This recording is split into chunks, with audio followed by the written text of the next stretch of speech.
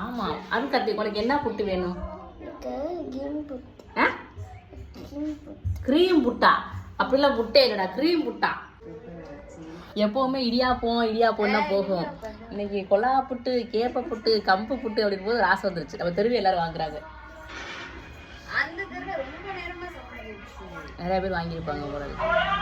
இந்த வந்துட்டேன். இப்போ கம்பு எல்லாமே இருக்குது. இது என்ன புட்டு? இது வந்து கேப்ப புட்டு.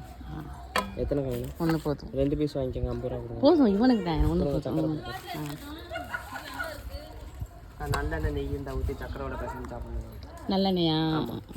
நல்லெண்ணெய் நெய் இருந்தால் ஊற்றி சக்கரோட. பாருங்க தம்பி, நாட்டு சக்கரையா? சிண்டா தம்பி. வேற போட்டு இது வந்து என்ன போட்டு சொன்னா? கேப்ப போட்டு. அது இது வந்து கம்புக்கா, அரிசி கம்பு மிக்ஸ் பண்ணது. சரி. உன் பேர் என்னடா? என் பேர் விஸ்வாகா.